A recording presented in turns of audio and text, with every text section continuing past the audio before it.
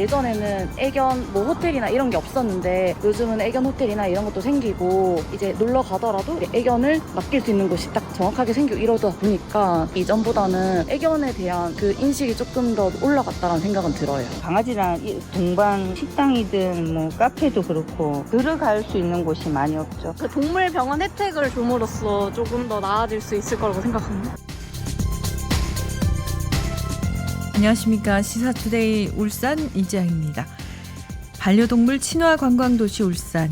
처음에는 조금 어색하게 느껴졌던 수식어가 지정된 지 넉 달이 지난 지금은 꽤나 친숙하게 다가오는데요. 지난 4월이었죠. 사람과 반려동물 모두가 마음 편하게 즐기는 도시를 만들기 위한 정부의 첫 사업에 우리 울산이 선정됐습니다. 다만 이제 막 첫 삽을 뜬 사업인 만큼 아직은 인프라 측면에서나 시민들 인식 측면에서나 가야 할 길은 먼데요. 모두가 인정하는 반려동물 친화 관광 도시로 자리매김하기 위해서는 앞으로 어떤 준비가 필요할까요? 이번 사업을 통해서 울산이 실익을 가져오려면 또 어떤 점을 참고하고 보완해야 할까요? 오늘 집중 인터뷰 시간에 울산 연구원 손수민 연구위원과 자세한 이야기 나눠보겠습니다. 이어서 김정욱 영화 감독과 함께하는 영화 읽기 시간도 마련되어 있죠. 계속해서 함께해 주십시오.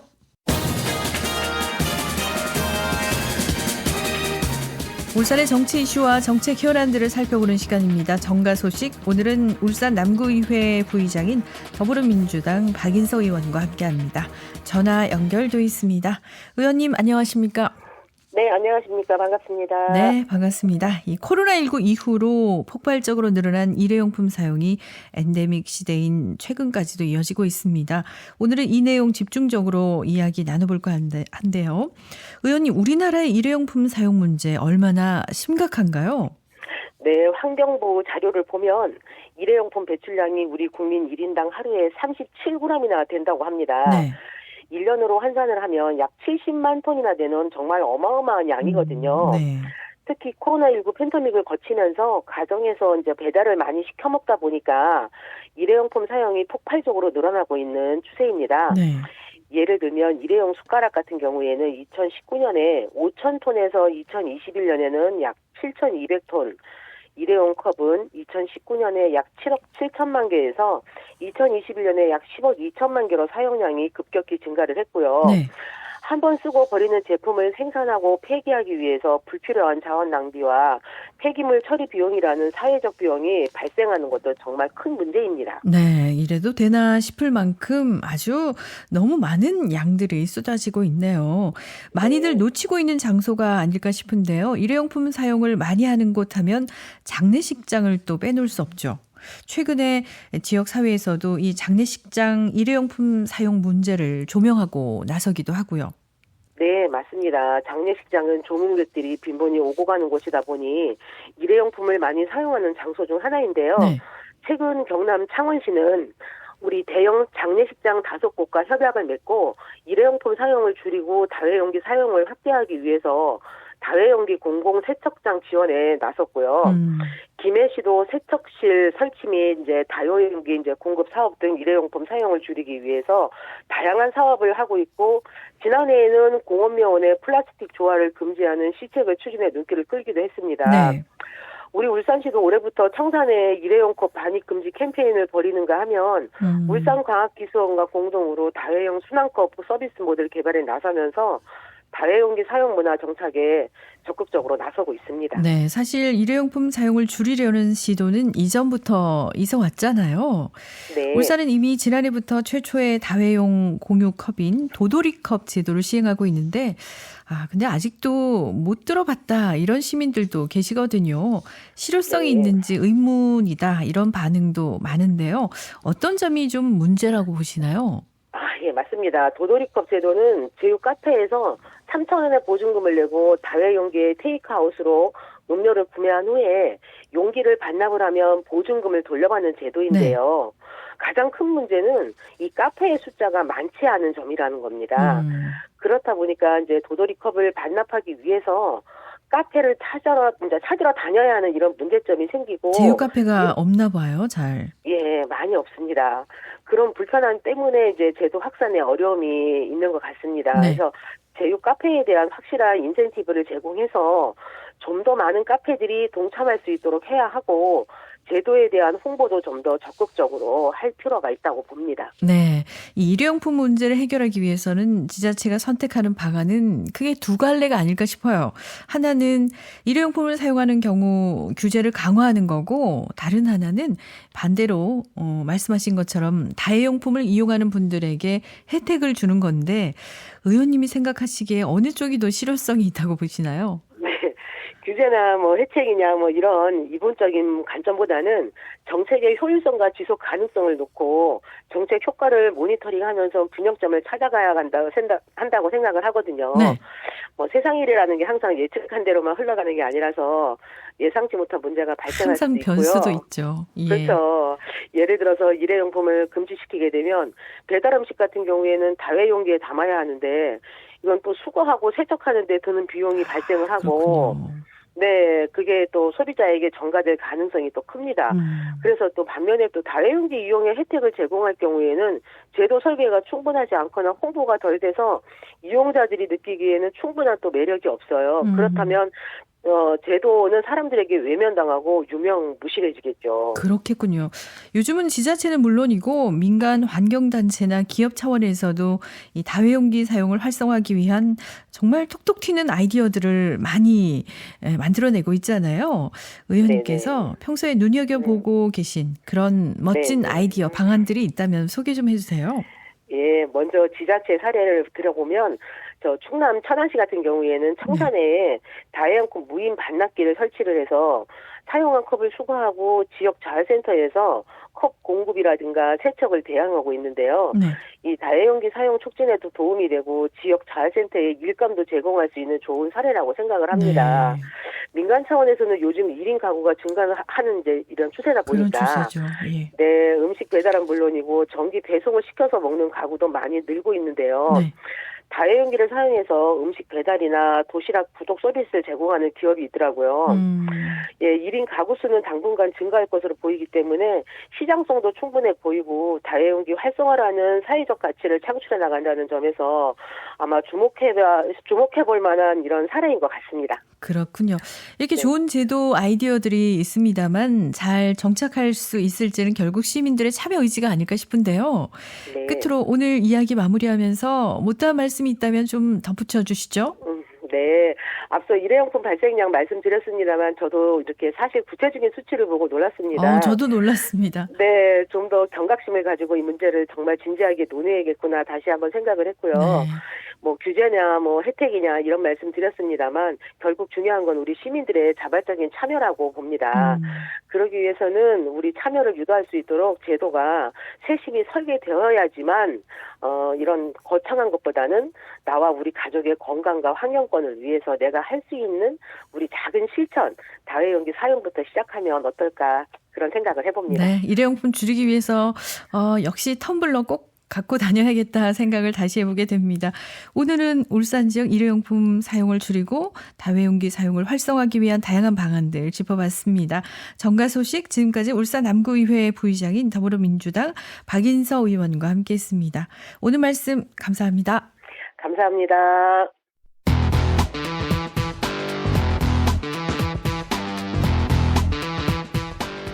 시사투데이 울산에서는 실시간 보이는 라디오도 진행하고 있습니다. 유튜브에서 KBS 울산, 시사투데이 울산 검색하시면 현재 방송을 보실 수 있습니다.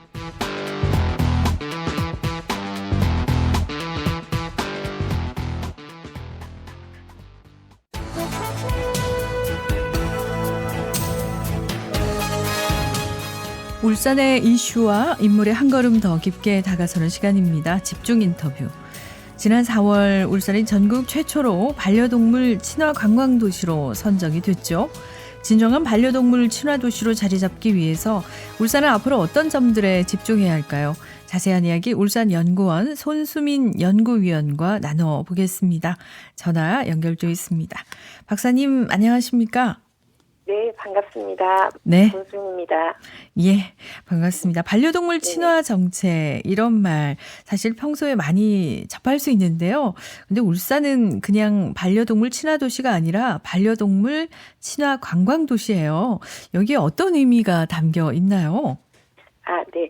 여기에 중요한 포인트는 반려동물 관광인데요. 네. 또 여기 더 중요한 주인공이 바로 반려인입니다.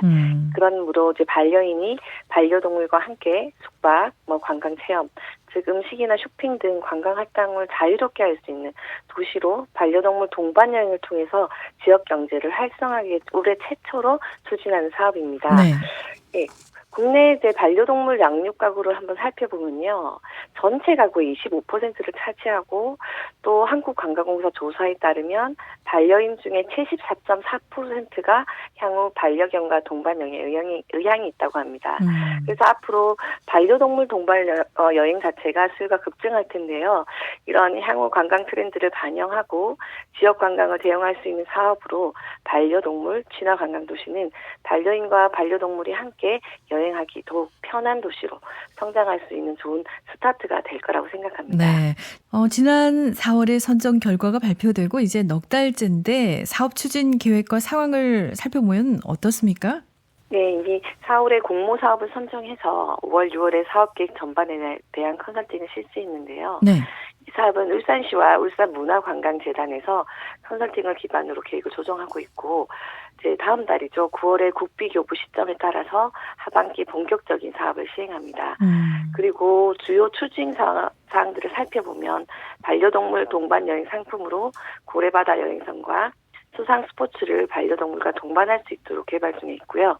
일반 관광객이 몰리는 여름 성수기를 피해서 10월에 운영할 예정이라고 합니다. 네.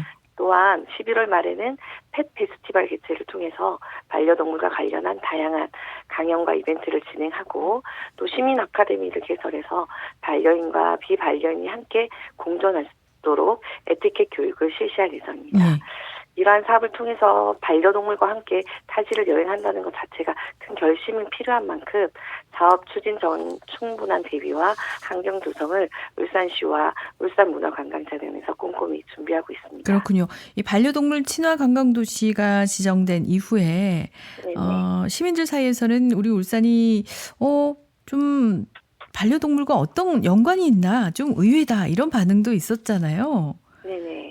울산이라는 도시와 반려동물 사이에 어떤 연결고리를 찾을 수 있을까요? 궁금합니다. 네, 맞습니다. 이 정말 중요한 질문인데요. 네. 반려동물 양육 가구 비율을 한번 살펴보면요. 울산시가 특광역시 중에 2위라고 합니다. 좀 아마 높네요. 예, 좀 놀라운 일이기 때문에요. 이게 아마 큰 매칭이 되어서 시작된 사업인데요. 전체 13.34%를 차지하고 있습니다. 그래서 이미 울산 광역시는 원래 그전에는 몰랐지만 이 사업과 현황 파악을 통해서 이미 반려동물 자체가 친화적 사회 분위기를 조성하고 있다고 해도 과언이 아닙니다. 네. 그렇다면 반려동물과 여행을 한다면 울산에서 가장 선호하는 장소 아니면 반려동물이 마음껏 뛰어놀 수 있는 곳이 어딜까? 울산하면 어디가 떠오르냐라고 각자 생각을 해본다면 아마 강과 산 그리고 바다 자연환경이 풍부한 이런 울산인 국가정원 그리고 울산대공원, 동해안 바다 이런 것들이 반려동물을 위한 다양한 친화관광 자원을 보유하고 있고요. 네. 2022년입니다. 동남권 최초로 울산 반려동물 문화센터가 개관되었고 반려동물 건강 문화센터 또한 계획 중에 있습니다. 따라서 울산은 반려 친화 도시, 애니언시티 기반을 충분히 준비하고 있는 도시이고 이와 연관해서 국비를 확보할 수 있는 충분한 제공의 내용이었습니다. 네, 울산은 반려동물과 아주 깊은 관계가 있군요. 네, 맞습니다. 반려동물 친화 관광 도시로 잘 자리매김 한다면 울산에 또 어떤 파급 효과를 기대해 볼 수 있을까요? 네, 맞습니다. 이게 항상 또 사업을 하면 저희가 효과 분석을 좀 하게 됩니다. 네, 특히 2022년에 한국관광공사에서 조사를 했는데요. 이 반려동물 동반 여행이 연간 약 1조 960억 원의 경제적 파급 효과를 추정했습니다. 네. 예, 울산 또한 이번 국비사업 지원을 통해서 사업에 투자했을 때 어느 정도 경제적 파급 효과가 나타나냐 했더니 631억 원 정도인데요. 이 효과라는 것이 이제 동반의 여행의 사업 규모가 커짐에 따라서 아마 더욱 증가할 것으로 전망합니다. 특히 울산 같은 경우는 이 반려동물 친화 관광도시 선정 이후에 방문객 증가로 인해서 체류 기간이 길어지고 또 울산 내 관광 소비 지출과 주변 상권 이용으로 경제 활성화뿐만 아니라 신규 사업 추진을 하고요. 또 수용시설 마련으로 아마 반려동물 신규 시장이 확대될 것이고 또 지역 내의 연계 축제라든지 행사로 인해서 공공 일자리 또한 창출될 것으로 판단됩니다. 네. 울산이 이런 긍정적인 기대를 가지기에 앞서서 우선 반려동물에 대한 인식 개선도 필요하고 또 패티켓이라고 하죠. 이런 네네. 문화도 잘 정착돼야 할 것 같은데 어떤가요? 네, 맞습니다. 이제 가장 중요한 부분이라고 저는 생각합니다. 네. 모든 사람이 반려동물을 키우고 선호하지는 않습니다. 반려인들끼리도 반려동물 사이에 두고 다툼거리가 종종 일어나고 또 아파트 생활을 하면서도 층간소음에 대한 분쟁이 일어난 것처럼 네.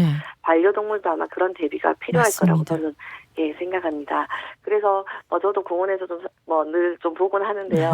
저희 반려견은 착해요, 물지 네. 않아요, 이런 얘기를 많이 하십니다만 네. 이럴 때 제가 조심 시킬게요라는 입장에서 반려견주의 그 기본 에티켓을 지키는 것이 무엇보다 중요하고요. 네. 그 시작과 지켜야 할 예의를 갖추는 것이 패티켓을 정착시키는 일이라고 생각합니다. 네, 견주의 에티켓 중요하죠. 네네. 예, 네, 또 맞습니다. 반려동물 친화 관광도시 울산이 그들만의 축제, 그들만의 놀이터에 머물러서는 안 되겠죠. 네네. 반려동물을 기르지 않는 모든 시민과 관광객까지 하나로 아우를 수 있는 방안도 고민할 필요가 있지 않을까요? 네, 맞습니다. 이건 제가 좀 예시를 들여서 좀 직접적으로 말씀을 좀 드리겠는데요. 서울시 노원구 같은 경우는 이미 반려동물 친화도시 노원구 조성을 위해서 기초조사를 했는데요. 네. 그 내용을 살펴보니까 해외 사례를 통해서 반려동물과 함께 살기 좋은 도시는 거주민 그리고 부동산 가격도 상승하고 또 관광객의 선호도가 높고 지역 경제에 도움이 된다라고 진단을 하였습니다.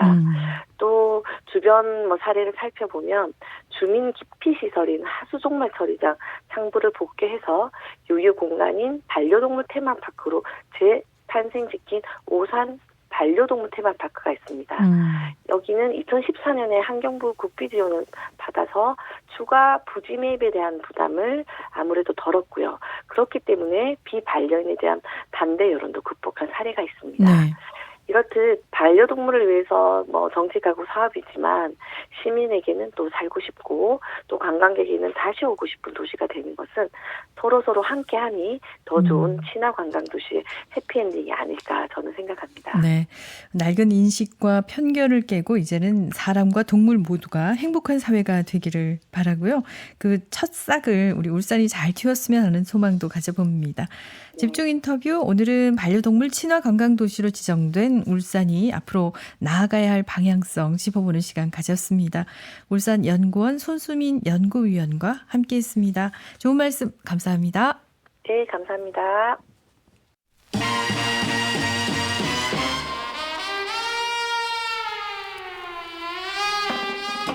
아이고 안녕하시오 일용업니 김순이요. 아이고 지가요 이번에 울산 홍보대사가 돼갖고 그냥 울산에 대해서 한번 열심히 홍보하려고 그러는데 그냥 똑똑하고 친절한 라디오가 없는 거 있지요.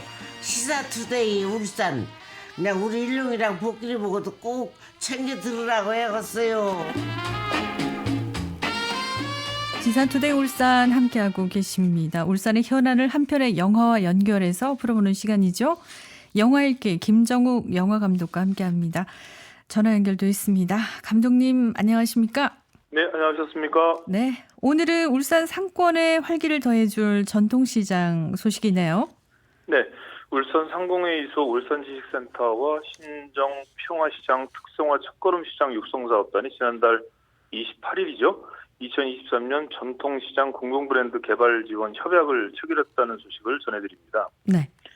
청년몰 유치로 인해서 이 기존 상권과 청년 상권이 공존하는 가운데 두 상권이 융합할 수 있는 새로운 브랜드와 이미지를 구축하기 위해서인데요. 1985년 건물형 상가로 재편된 신평화시장에서 1919년에서 20년 청년몰 사업 시행과 함께 적극적으로 청년 상인들을 유치하는 한편 올해는 특성화 걸음시장 육성 사업에 선정되는 등 시장 활성화를 위해서 다양한 시도를 전개하고 있다는 뜻인데요. 반면 청년몰 키조아만 브랜드에 대한 이미지가 강해지면서 상대적으로 전통시장에 대한 이미지가 사라지고 있다는 문제 역시 해결해야 할 과제입니다. 새로운 사업으로 협업하고 소통하는 과정을 통해서 전통시장과 지역의 청년 상인들 모두 시너지 효과를 얻을 수 있기를 기대해 봅니다. 관련해서 오늘은 창업 도전기를 다룬 영화 준비하셨다고요? 네, 조사하면서 저도 좀 놀랐는데 이 영화는 그 세계적인 햄버거죠. 프랜차이즈 맥도날드 창업주 레이 크룩과 그 주변 사람들의 이야기거든요. 근데 이 맥도날드가 전 세계 1%가 지금 먹고 있다고 합니다. 엄청난 양인데요. 오늘은 이 얘기를 좀 전달해 드리려고 하는데 이 파운더라는 영화는 창립자, 설립자라는 뜻도 지니지만 실패자라는 의미도 지니고 있는데요. 레이 크룩은 성공했지만 행적 때문에 문제점이 나와서 인간적으로는 실패했고요. 역시 맥도날드 형제는 획기적인 시스템으로 아이디어를 성공했으나 사업으로는 실패한 사람으로 기록되고 있기 때문에 이 제목 파운더는 좀 중의적인 의미가 있다고 보시면 될 것 같습니다. 세계적인 기업이자 주변에서 친숙하게 볼 수 있는 프랜차이즈여서 이야기에 더 몰입할 수 있는 작품이라는 생각이 드는데 아직 영화 안 보신 분들을 위해서 줄거리 좀 소개해 주시죠. 네, 레이에 대한 이야기고요. 한 남자가 17년 동안 잘 다니던 종이컵 회사를 그만두고 밀크쉐이크를 단 한 번에 5개나 만들 수 있는 멀티 믹서기를 개발해서 사업을 합니다. 초기에는 힘들었는데 10년이 지나면서 점점 잘 팔렸죠. 이게 바로 레이 클록 회장의 첫 번째 이제 도전인데요. 안주할 수 있었지만 더 도전을 하려는 레이. 그런데 이 52년에 50대에 접어든 그때에 캘리포니아 샌버너디노에서 한 햄버거 매장에서 멀티 믹서기를 무려 8대나 주문한 거예요. 아무리 커도 한두 대면 충분했는데 그래서 이 매장에 무슨 엄청난 것이 있다고 판단을 해서 모하비 사막 한가운데 있는 햄버거 가게를 찾아게 되는데 여기가 바로 맥도날드 형제의 1호점인데 이 광경을 보고 굉장히 눈이 휘둥그레집니다. 이 동네 맛집인 것만이 아니라 주문과 동시에 15초 만에 음식이 나오고 있는 거예요. 이 모든 초고속 과정으로 나오는데 맛까지 좋은 이 사업을 보고 바로 프랜차이즈 사업을 하자고 제안을 하고 이 맥도날드 사장은 거절을 합니다. 이때 현재 생활에 만족을 한다는 어떤 입장을 이제 다시 한번 이것을 벗어나서 이 맥도날드 사장은 프랜차이즈를 한번 실패한 적이 있고 누군가가 돕겠다고 하면 이것을 내가 수락은 하겠다고 하고 계약을 하거든요. 이때부터 이 맥도날드 2호점이 문을 열게 되고 여러 가지 어떤 경험 노하우를 쌓은 레이가 바로 1961년 270만 달러를 주고 프랜차이즈 사업을 완전히 인수한다는 얘기고요. 영화는 이 인수 과정에서 벌어지는 여러 가지 우여곡절을 담고 있습니다. 네, 단순히 한 인물의 성공 신화를 다루는 데 그치지 않고 이면과 갈등까지 사실적으로 묘사한 영화가 아닐까 싶은데요. 끝으로 영화 속의 감상 포인트, 인상 깊은 장면 소개해 주시죠. 네, 이 영화에는 성공 이면의 모습까지 적나라하게 보여주는 그 장면들이 꽤 있고요. 또 헌신적으로 자신을 지지해준 아내에 대한 배신, 또 맥도날드라는 거대한 프랜차이즈 창업주 외에 인간 레이 클록의 행보를 그대로 보여주고 있는데 여기서는 이 계약서는 절대 구두로 작성하지 말아라는 또 어떤 교훈을 주기도 합니다. 왜냐하면 맥도날드가 270만 달러에 이것을 넘기고 나서 라이센스료를 계속 받을 수 있었는데 레이가 투자자들에게 수익을 다른 데 새는 것을 안 보이기 싶어서 계약서는 빼고 구두로 라이센스를 주겠다고 해요. 그런데 결국 이것 때문에 여러 조항들이 빠졌고 거기서 법정에까지 갔지만 입증이 되지 않아서 한 푼도 못 받고 많은 어떤 그런 것 때문에 레이의 또 다른 하나의 리스크가 되는 어떤 그런 얘기고요. 또한 이 가게를 통해서 또 한 사람이 아이디어를 얻어서 또 버거킹까지 되게 되는 그런 사업인데 우리가 늘 친숙한 이 햄버거 가게에 대한 이 어떤 역사 그리고 진행 과정을 알 수 있어서 한번 보시면 유익할 것 같습니다. 위대한 창업가의 공격적인 마케팅과 샘솟는 아이디어도 인상적이었지만 그렇다고 돈과 성공이 전부는 아니죠. 주변 사람과의 소중한 관계까지 다양한 관점에서 생각해 볼 수 있는 작품. 영화 읽기 오늘은 울산 상공회의소와 신정평화시장이 공동 브랜드 개발에 나섰다는 소식 전해드리면서 또 세계적인 프랜차이즈 맥도날드의 창업 실화를 담은 영화죠. 파운더 소개해드렸습니다. 김정욱 영화감독이었습니다. 고맙습니다. 감사합니다.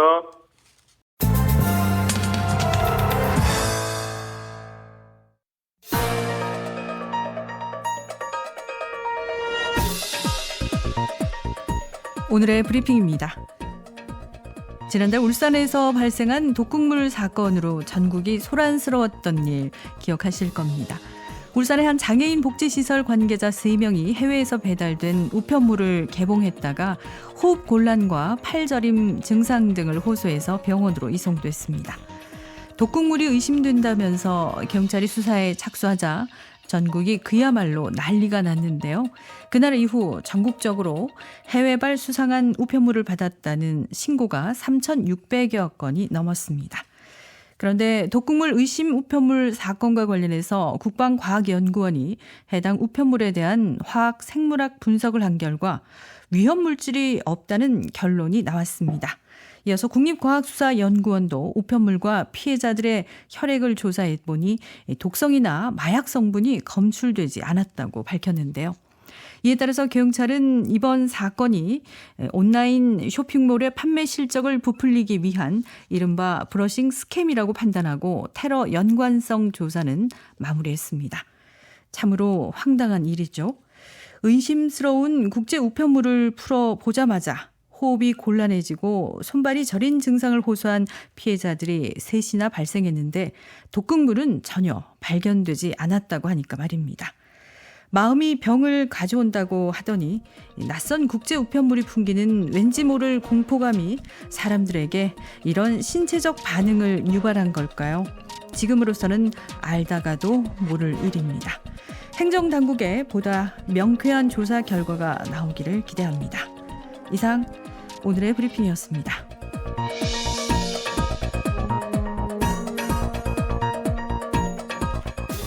8월 4일 금요일에 함께한 시사투데이 울산, 오늘은 여기서 인사드립니다. 지금까지 기술의 황건일, 작가 최영은, 연출 진행의 이지양이었습니다. 월요일 아침 8시 30분에 다시 돌아오겠습니다. 고맙습니다.